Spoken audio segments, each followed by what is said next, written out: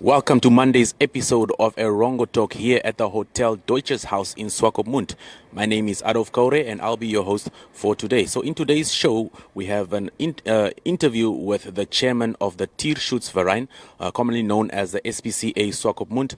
He goes by the name of Peter Witt, and he'll be telling us about all the achievements and the history of the SPCA Swakopmund over the last 50 years as they celebrate their 50th anniversary. I'll also be bringing you the news as well as the weather and tides. So we'll be back on the flip side.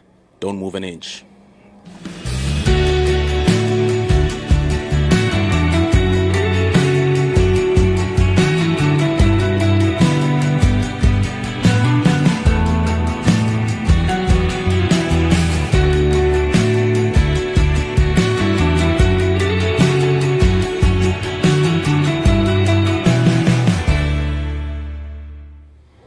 It is now time for the news, brought to you here in the Hotel Deutsches Haus Namab restaurant. So in our first story, a 32-year-old man burned to death when his shack caught fire in Kuzamund township of Walvis Bay on Saturday.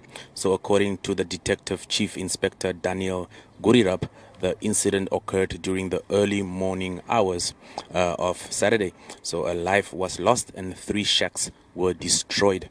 The deceased was identified as Innocent Nyati, a Zimbabwean national who owned one of the shacks. So all his personal documents were also destroyed in the fire, and the identity of the deceased was provided by his brother, who is also from Zimbabwe. The occupants of the other shacks did not sustain any serious injuries. Only their properties were destroyed, said Gurirab.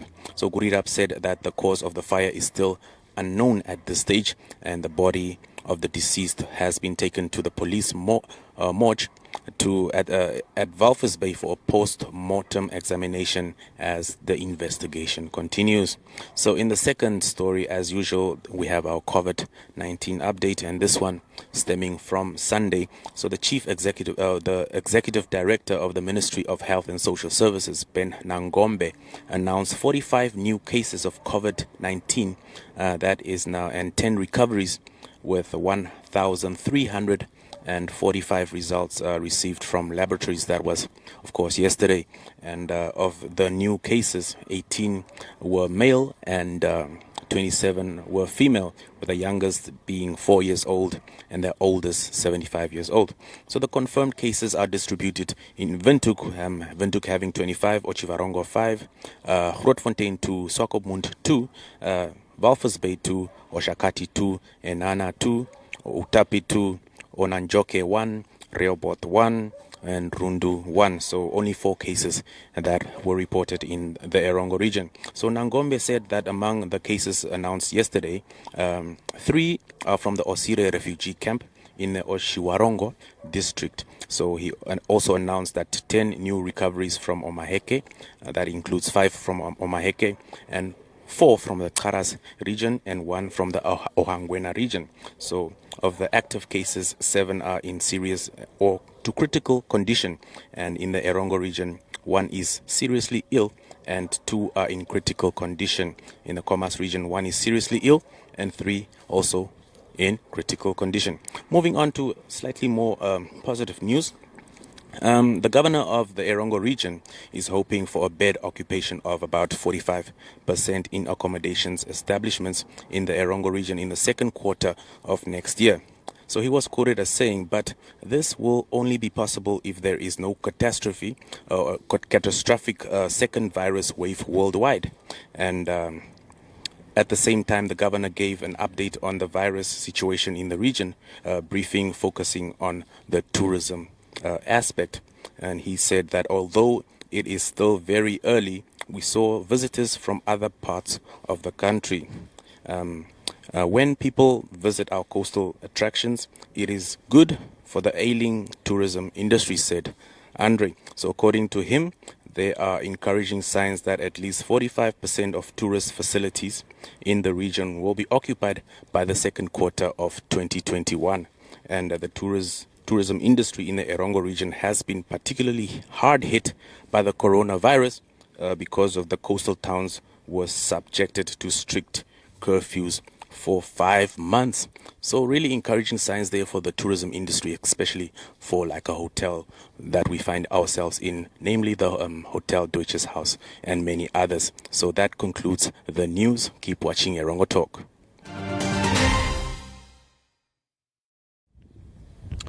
Yes, good day. I'm here with Peter Witt, who is the chairman of the SPCA in Swakopmund, or commonly known as Tierschutzverein Swakopmund. So, Peter, SPCA Swakopmund recently celebrated its 50th birthday. What are some of the highlights that you have achieved over the years? Yeah, we are very proud, firstly, to have achieved 50 years of the Tierschutzverein or SPCA in Swakopmund. We went through many epochs during these 50 years. It started on the 7th of October, 50 years ago, 1970. The founder was Dr. Ludwiger von Ludwiger. He lives there in the old age home, just across the road, coincidentally. And they started here. In the background, you can see the SPCA. We have built step by step new kennels. Then we have built the 2 klappes on the right-hand side from the camera. Yes. Emergency klappes where people can bring stray pets from the road during the non-office hours at night. There is a nice cushion and a blanket. There is food and water. We have added another 2 emergency klappe during the years. Now we have got 4. In the background, we have got 60 kennels for dogs and 40 kennels for cats. And we are on the process of building another 25 kennels. Wow. But this is one of the obstacles. We have applied in 2016 at the municipality for buying additional land, 1,000 square meters, in order to build new kennels, additional kennels. The reason being the town is growing. Everybody can see that. And the dogs are becoming more as well. They're becoming more as well. And the other animals, Yes, the private dogs and also the stray pets becoming more. That's the reason why we have to grow as well. Yes. It's not up to the SPCA, it's just natural. Every city in the world is growing, every village. And that was the reason. But because of the administrational hiccups in Windhoek, in Swakopmund, it's been taking now 4 years. But we hope that we can finalize the project this year. Yes, and speaking of challenges, you spoke about a few challenges. What other challenges have you also endured, especially in recent years? And what is your opinion when it comes to the implementation of maybe a pet tax or pet levies for pet owners that can also perhaps help also in your administration and to make sure that the welfare of pets are well taken care of here in Swakopmund? That's right. Yeah, we have had big challenges during the years. I think one of the biggest one was in 2011. Mm-hmm. We became independent from Windhoek. Okay. We have got many branches, in Otjiwarongo, in Utjo, in Kietmanshoop, everywhere in Gobabis, and we became independent. We didn't rely on Windhoek anymore. We have got a fantastic community behind us. The municipality is playing with us. It's a very strong triangle, and so we became independent. We have our own welfare number now, 438, since 2013. It took a little while, and then in 2016 we applied for the additional land. That was a big challenge. It still is, and it's an ongoing challenge to get the pets in, the stray dogs in, the surrendered pets in. And the biggest challenge is to find new homes for them, because we can't keep them all here. This is financially not, we just can't lift it. This is an ongoing challenge. We hope that we, in the future, the community will keep on being with us, support us financially, and also the municipality. Yes. And I suggested to the municipality just to raise a dog tax for every dog in Swakopmund, for the registered owners. Yes. And just to give you an example, if we have got more, I know, everybody knows. If we would have 5,000 Irvin in Swakopmund, and everybody has got one, or two or three dogs even, everybody would pay $50 Namib per year, which is nothing virtually for Irvin owners. That would give us per year 250,000 Namib as income from the municipality. And that would go a long way in helping you. Absolutely. Our costs are increasing drastically every year. We are talking now more beyond $1 million Namib costs only for food, for cleaning material, for the staff, for the vet. The vet cost is every year 150,000, 200,000, and that would help tremendously. Right, but now going back to maybe your 50 years and so on, in the recent years, how have you overcome some of your challenges? Yeah, because we are nagging. We keep on. We have got a good stamina, which you have to have, and a fantastic team. We have got a fantastic team here. Our manager is Ingrid. She has been doing a tremendous job in the last 10 years. She's with us 10 years or a little bit more. Then, as I mentioned already, the triangle, municipality, community, and us. And we are this is our biggest challenge and biggest aim for the future also, to keep this strong. And then we can win. So through that triangle, you get donations, you get volunteers and so on as well. Yes. Right.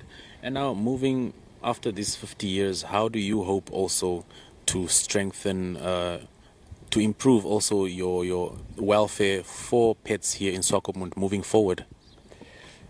Yeah, one of the biggest issues is to keep we call it today exponential growth of the stray dogs or stray pets in general, and to keep this in balance or to reduce it even. We Have a Heart is also an organization which is working together with us, and we are trying to spray or to castrate or sterilize every pet which comes in here, just in order to reduce these or to keep this exponential growth in balance somehow. All right. What is your final words out there for our viewers who are watching? Yeah, it's there's only one thing I can say, to express our gratitude to all our sponsors, to all our helpers, whether small or the big sponsors. Thank you very, very much for what you have been doing for us for the last 50 years, and please keep on with us in the next 50 years. All right. Thank you very much, Mr. Peter Witt. It has been a pleasure having you here on Erongo Talk. Thank you very much, Adolf. All right.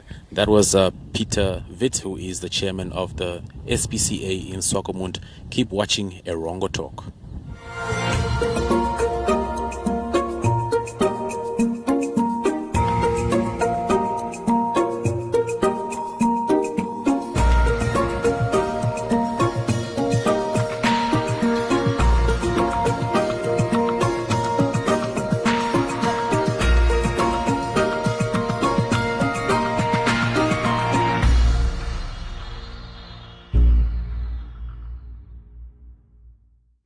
And now for the weather and tides, starting with the tides in all the coastal towns of the Erongo region. So we had our first low tide at about 20 minutes to 6 this morning, with our first high tide expected to come at about 11 minutes past noon. And our second low tide arrived, or will come at about 6:30 in the afternoon, with our last high tide coming at about 20 minutes to 1 tomorrow morning.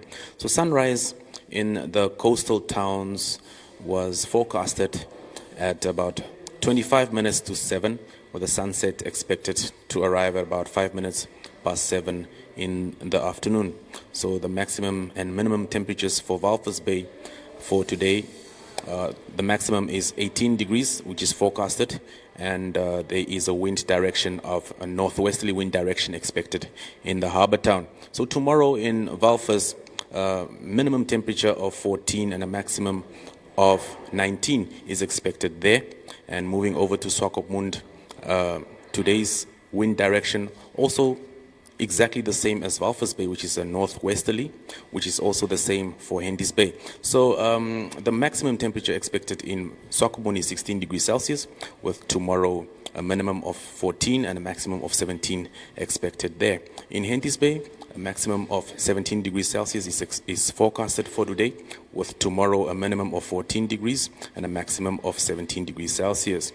So moving over to the interior, there was a sunrise. The sun rose at 6:30 this morning, with the sun expected to set at 5 minutes past 7. So Aranda's forecasted a temperature of 27 degrees Celsius with a wind direction of northwest. And tomorrow, a minimum temperature of 12 degrees and a maximum of 28 is forecasted over there.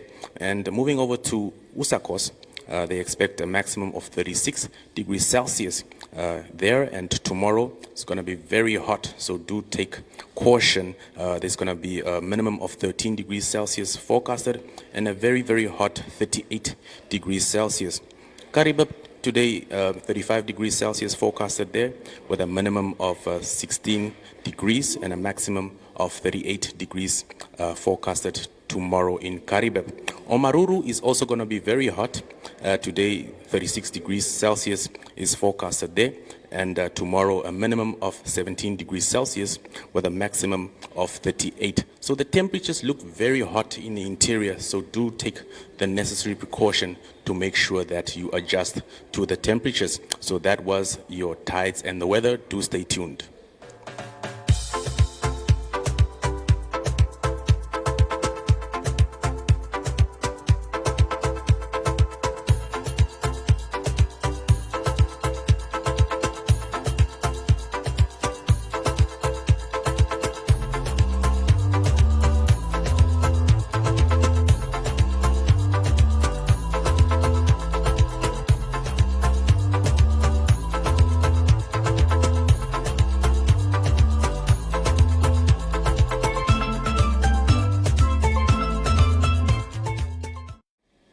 That is the end of today's episode of Erongo Talk.